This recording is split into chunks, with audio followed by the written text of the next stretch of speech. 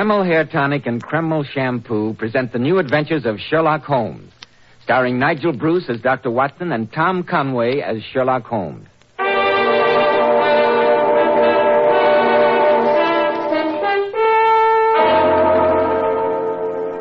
Well, once again, it's time to keep our weekly date with the Dean of Storytellers, Dr. Watson.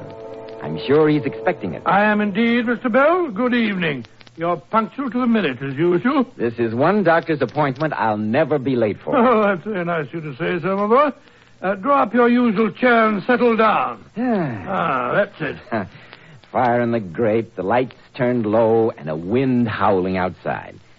It's a perfect setting for a Sherlock Holmes adventure. Which one is it going to be? Well, tonight I thought I'd tell you a most weird and macabre story. It concerns werewolves on the wild moors of Scotland and the strange happenings that took place in McKinnon Castle. Dear, dear, werewolves and haunted castles. My hair's beginning to stand on end already. Please get on with the story, Dr. In Watson. due time, Mr. Bell, but first, haven't you a little business with our listeners? Business that also has to do with hair? Business? Oh, no, Dr. Watson. This isn't business. It's a pleasure. But thanks for the reminder. And I know you men will thank me again and again for this hot tip. Try Kreml Hair Tonic. Just notice how Kreml makes stubborn hair so much easier to comb. How your hair falls in place just where you want it and stays that way all day long. Now, be honest, men. Did your hair ever look better? You see, Kreml gives even dull, lifeless-looking hair a rich, attractive luster. It makes hair look so handsome and alive. Yet Kreml never glues hair down. It never leaves it looking or feeling greasy or dirty. Just try Kreml Hair Tonic once, and you'll readily see why it's such a nationwide favorite. Now, Dr. Watson, how about the werewolf? Well, Mr. Bell, the adventure began innocently enough on a slate-gray November afternoon in Baker Street, just before the turn of the century. Holmes and I were seated comfortably on either side of a crackling fire when shortly before tea time there was a jangle on our doorbell, and a few minutes later a young girl, who Mrs. Hudson announced as Miss Victor, was standing before us. A young girl dressed in a wedding gown. She was in a great state of excitement, in fact, almost hysterical. Mr. Holmes, you must help me. There's no one else to whom I can turn. I don't know what to do. There, my dear. Compose yourself. If you will just tell us the facts, Miss Victor. Well, at 3 o'clock this afternoon, I was to have been married to David McKinnon, Any relation to the Ayrshire McKinnons? the son and heir to the estate, Mr. Holmes. Oh, really? I think I met one of the family in a shooting party a few years ago. I remember distinctly. Some other time, that Watson, please. Miss Victor's problem is immediate. Oh, sorry, Holmes. You say you were to have been married, Miss Victor. What occurred to prevent the ceremony? David just didn't appear. Oh, it was dreadful, Mr. Holmes. I waited and waited, and finally I knew he wasn't coming. You've had no word from him since? No, none. I went to his hotel as soon as I left the church. And what did you discover? That he'd received a visit from an elderly Scotsman this morning. And the porter said that immediately afterward they left together in a cab for St. Pancras Station. St. Pancras? Undoubtedly their destination was Scotland, Holmes. Quite. Oh, Mr. Holmes, you must find David for me. I know he's been kidnapped. Miss Victor, a man who is being kidnapped does not walk out of a hotel in broad daylight and order a cab. But something's happened to him. He wouldn't do a thing like this of his own volition. Are you quite sure that you didn't have some lover's quarrel, some little tiff in the last few days that might have made your fiancé change his mind? Of course I'm sure, Dr. Watson. We've never had any misunderstanding. Only something dreadful could have made him leave. I shall do everything in my power to find out what it was, Miss Victor. Oh, thank you, Mr. Holmes. Oh, Watson, get me the railway guide. There you are. It's on the table beside you. I knew you'd help me. I only hope you'll be successful. Now, Watson, if you'll pack a couple of bags and meet me at the station at 9:15 in time for the Scottish Express, I have a few simple inquiries to make.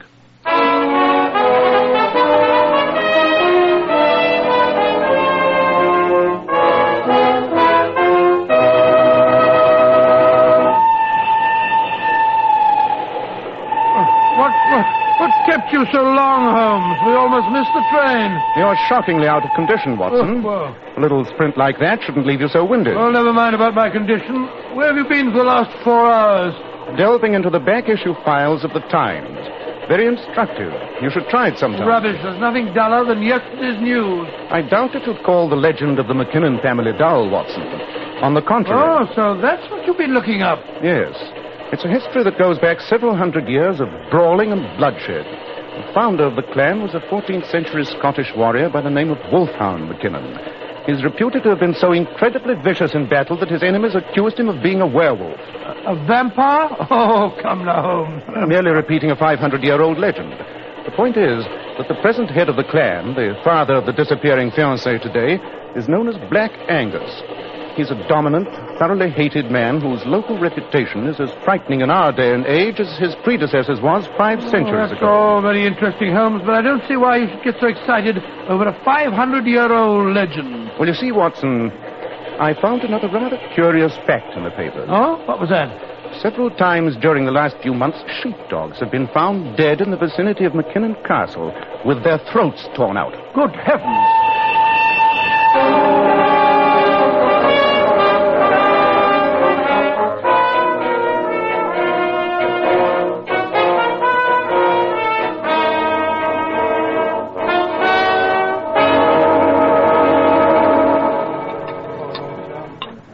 Thomas, you've lived in this village a good many years, I expect. All my life, sir.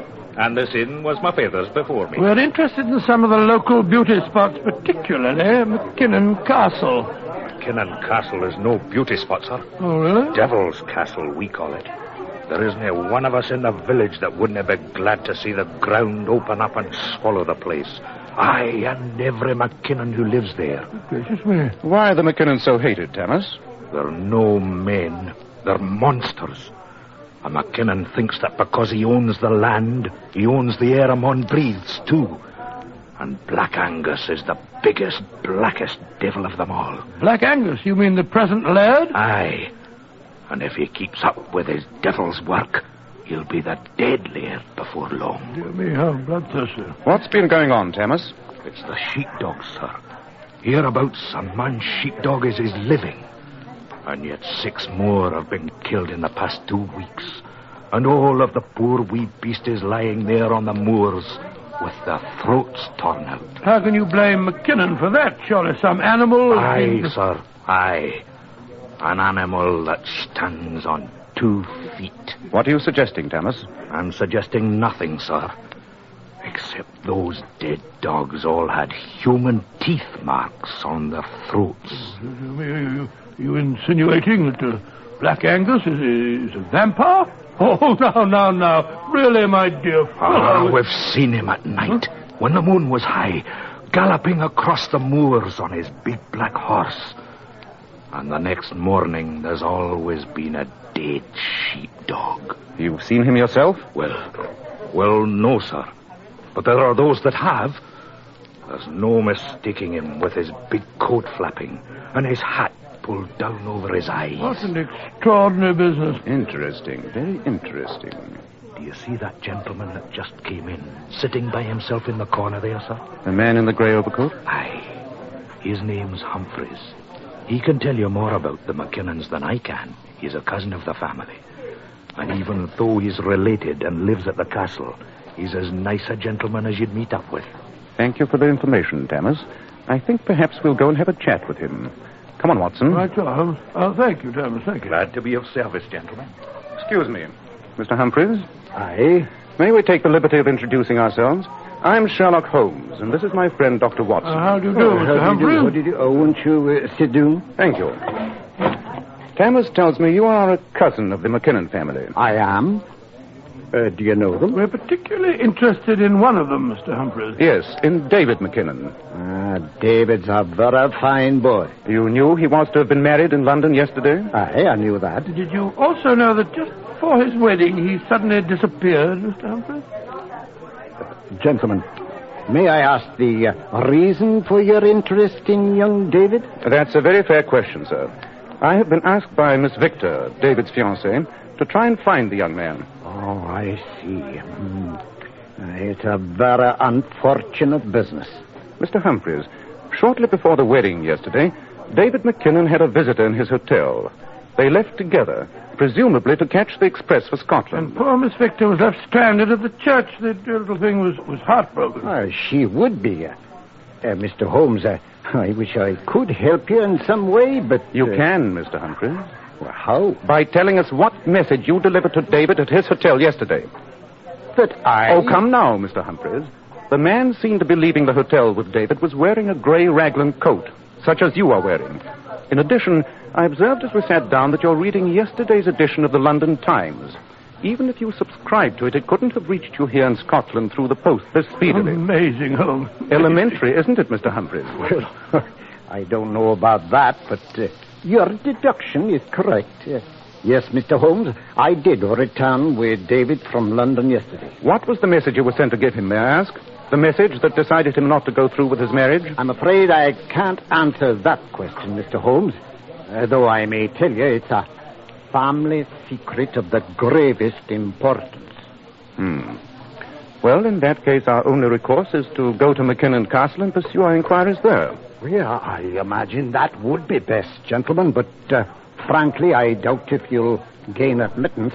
Angus is a willful man with a terrible temper, and when he knows you want to see David... We've handled terrible men before, haven't we, Watson? Yes, indeed. I remember that afternoon in Baker Street when Dr. Grimsby Roylott picked up the poker and was yes, about Watson. You can regale Mr. Humphreys with that some other time. But now I think we'd best be starting for the castle. Mr. Holmes, if by any chance you do see Angus, I must ask you not to mention that you've talked to me. If he finds out, there might be trouble. All right, Mr. Humphreys. Come along, Watson.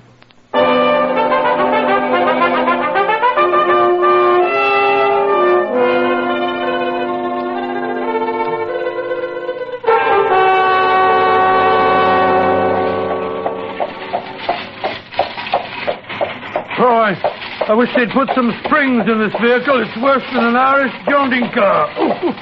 If Tammis's directions are to be believed, we should see the castle when we get to the crest of this hill. This Black Angus seems to be quite a lovable character.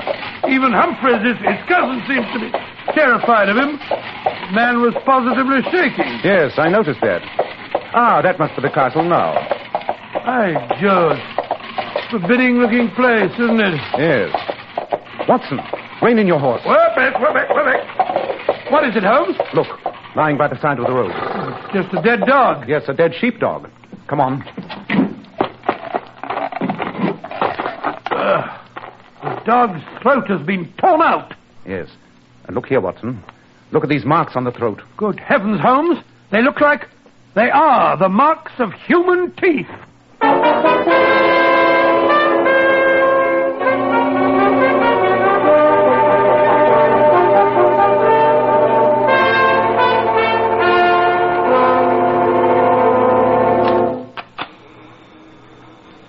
Aye, gentlemen. Is the lad at home? I'm sorry, sir, but the laird will not see people without an appointment. Then will you please give him a message? But I told Tell him that Mr. Sherlock Holmes and Dr. Watson have come here from London to see him. Yes, my good man, and tell him it's on a very important and confidential business. If you'll wait here in the hall, I'll give him the message, gentlemen. But he'll no see. He'll no see. Stupid old lad. Anyone think he owned the castle? Watson, have a look at these two portraits. A couple of grim-looking characters. Give you the creeps. I think we may reasonably assume they're McKinnon ancestors. Do you notice something odd about them? Well, both of the men are smiling, if you can call that smiling. Looks more like leering to me. Whatever it is, it shows their teeth. Notice the abnormal length of the eye teeth? Quite sure, yes. And the teeth marks on the dead sheepdog. Quite. Who he is. Tell that man and Sherlock Holmes that I won't see him. If he and his friend won't leave peaceably, throw them out. Black Angus seems to be living up to his name. I'm sorry, gentlemen, but the laird will not see you. He asks that you please leave at once. That's a bit of an understatement. You may tell him we're not leaving here until we've seen Mr. David McKinnon. I'm sorry, sir, Just a moment. I'm David McKinnon. You are splendid. We've come here on behalf of... I know why you're here, gentlemen. I must ask that you leave at once. But Miss Victor, your fiancée... After all, you know, Gentlemen, you heard my father's message. Please go. As for Miss Victor, I have no interest in hearing anything concerning her. Good day. Come, Watson. I think perhaps our visit was ill-timed. This way, please, gentlemen. Let's get away from here. Unprincipled young cadder, David. I'd like to give him a good thrashing. It might be interesting to talk to David McKinnon when he's away from the influence of Black Angus. Oh, you're wasting your time, Holmes. The man's a bounder. Besides, they'll never let us in the house again. By the front door, true. However, we can still try the back.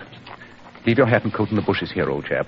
Rumple up your hair, dirty your face, and adopt that delightful Scottish dialect of yours. For the moment, we will be plumbers. Plumbers? How do we know they need plumbers? In an old castle like this, you can always be sure of one fact. Something must inevitably be wrong with the drains. They always need plumbers. Holmes, do you think it's safe?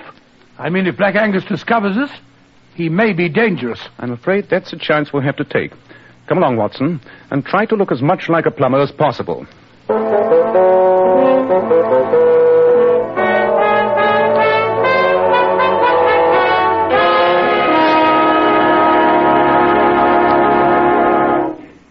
In just a moment, Dr. Watson will continue the story of Black Angus. But first, here's something which should certainly interest you men about Kreml Hair Tonic. Kreml is one of the greatest improvements ever made in the history of hair tonics. It's been especially developed to keep dry, unruly hair in perfect order all day long, always looking its best with a nice, rich luster. Yet Kreml never gives hair that objectionable, greasy, patent leather look. That kind of hair went out of style with handlebar mustaches. No, Kreml goes in for modern, handsome hair grooming. And it does lots more than just keep hair looking handsome. Kreml removes dandruff flakes. It also promptly relieves itching of dry scalp and leaves the scalp feeling so clean and alive. May I suggest that tomorrow, when you're out for your Sunday walk or drive, you stop and buy a bottle of Kreml at any drug counter. It's spelled Kreml, Kreml Hair Tonic.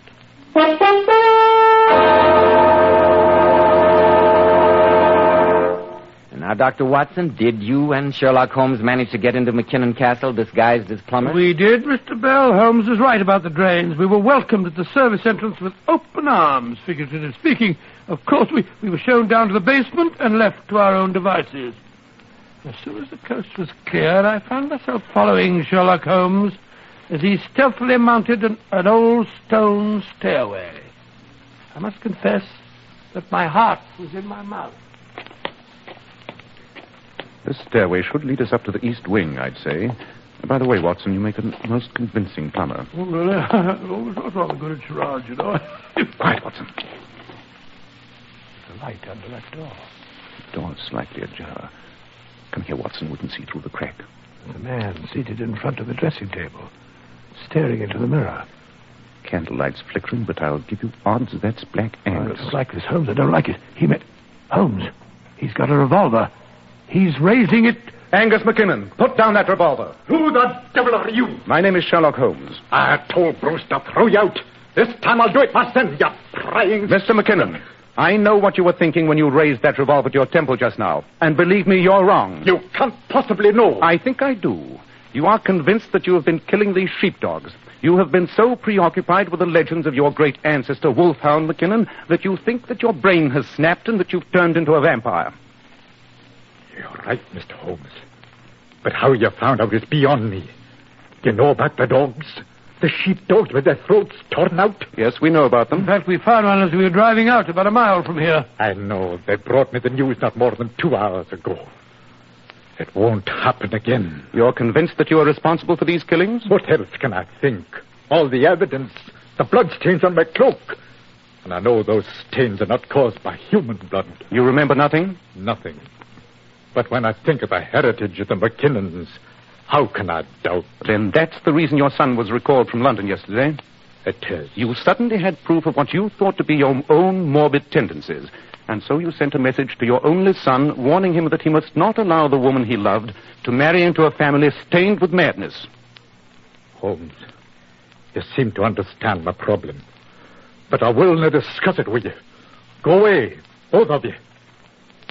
A McKinnon cannot go to his maker before strangers. Mr. McKinnon, give me your help and a few hours' grace, and I'm convinced I can prove to you that you're the victim of a devilish plot. A plot? I don't understand. Oh, come now, Mr. McKinnon. In this year of grace, it's a little hard to believe in vampires. But how can you disprove the evidence I've seen with my own eyes? The human teeth marks. It wouldn't be hard to conceive of an instrument that could simulate those marks, Mr. McKinnon. But who could think of such a fiendish plan? And what would be the motive? I have a suspicion. But what's more important at the immediate moment is to find the evidence. An instrument such as I've suggested would be damning proof. Therefore, it would be hidden in the most obscure hiding place in the castle. Now, what would be the most secret place? The cellars? Aye, we have extensive cellars. We'll search them. But another possibility occurs to me. In castles as old as this, there's often a secret room, or as they were sometimes called, a priest's hole. You're quite right, Mr. Holmes. We have such a hiding place here, though I haven't been in it for years. A narrow stairway leads down between the walls from an entrance behind that big cabinet. Splendid, Mr. McKinnon. You have a lantern? There, on the dressing table. I'll light it, Holmes. Thank you, Watson. I have a strong suspicion that the solution of the postponed wedding ceremony, as well as that of the mangled dogs, lies at the foot of that secret stairway.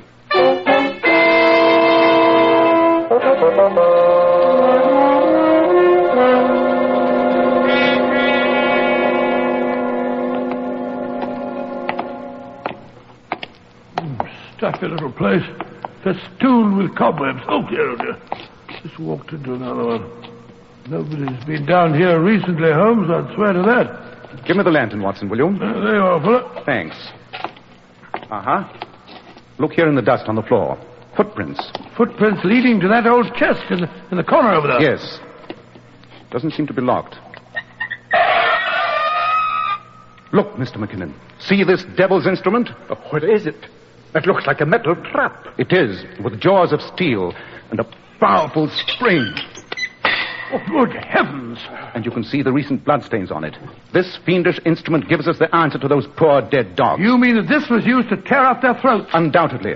And look, more devil's work. Great Scott, a human jawbone with the teeth intact. This must have been used to leave the prints of human teeth after the animals were dead. And to try and make me think that I was mad.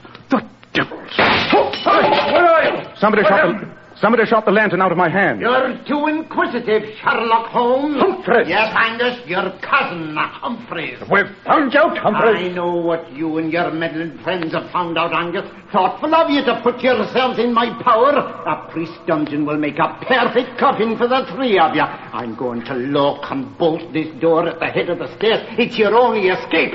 I'm afraid death by suffocation and starvation won't be very pleasant, my friend. Humphreys, I'm coming back up those stairs. And when I get my hands on you... Your step, Angus, and I fire. You devil, Humphreys! I warned you.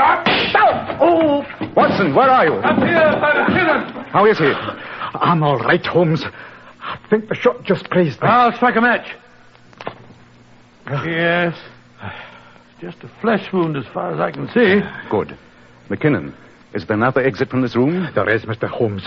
Under that chest. The stone slides out. Gracious me, but Humphreys said... Humphreys knows nothing about it. Some secrets of the McKinnon family are only entrusted to those bearing the family name. Thank heaven for that. And I'd suggest we get out of here as soon as possible. The air in here is getting stale already.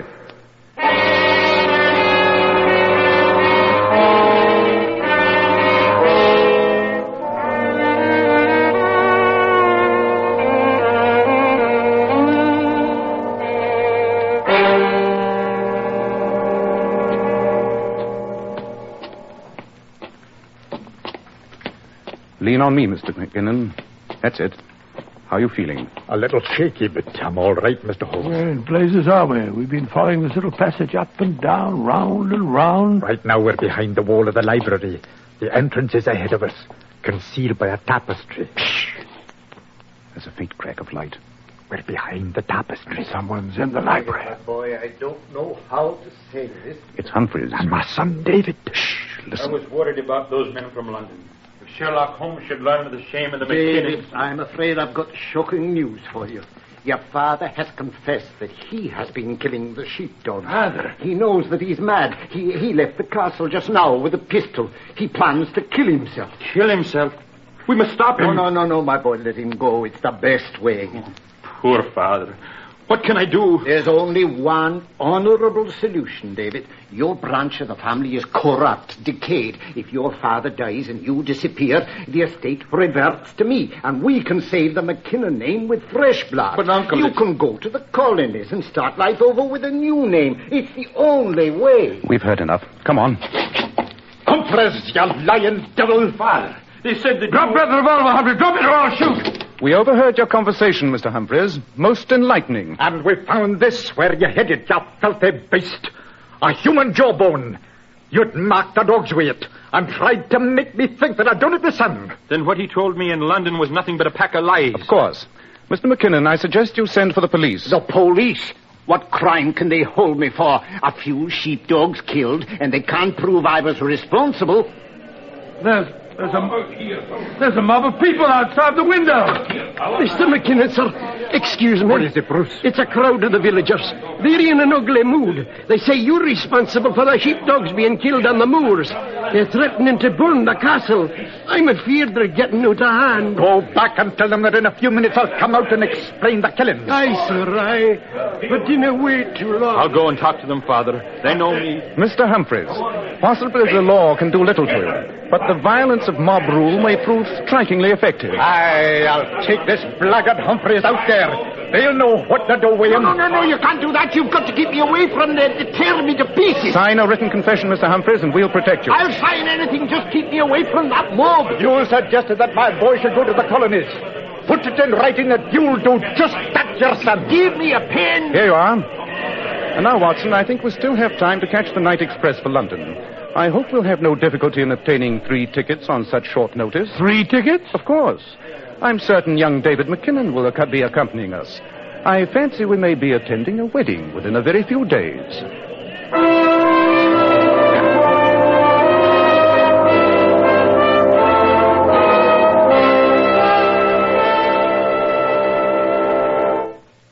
And did you, Dr. Watson? Did I what? Attend the wedding. Indeed we did, Mr. Bell. As a matter of fact, Holmes acted as best man. It was a very charming affair. I'm sure it was. And now, Dr. Watson, what about next week? Well, now, let me see. What shall I tell you?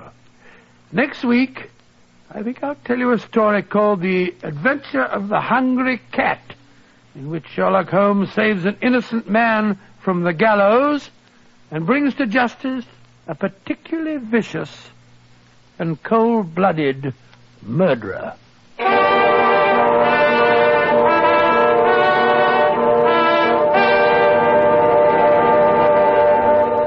Now, here's something which should interest you ladies. My wife has beautiful natural highlights in her hair. And girls, I'll let you in on the secret of how she does it. I always wash my hair with Kreml shampoo.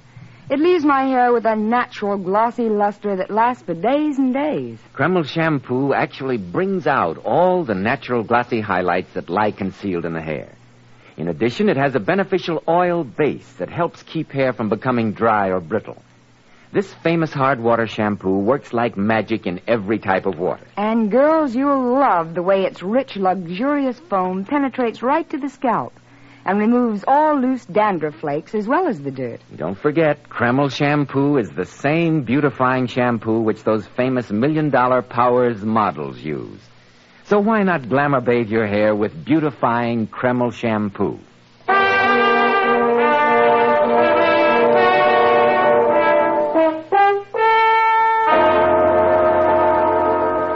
Tonight's new Sherlock Holmes adventure was suggested by an incident in Sir Arthur Conan Doyle's story, The Sussex Vampire. Nigel Bruce appeared by permission of California Pictures and Tom Conway through the courtesy of Eagle Lion Pictures. This is Joseph Bell speaking for Kreml Hair Tonic and Kreml Shampoo, and inviting you to be with us next week at this same time when Dr. Watson will tell us about the adventure of the Hungry Cat.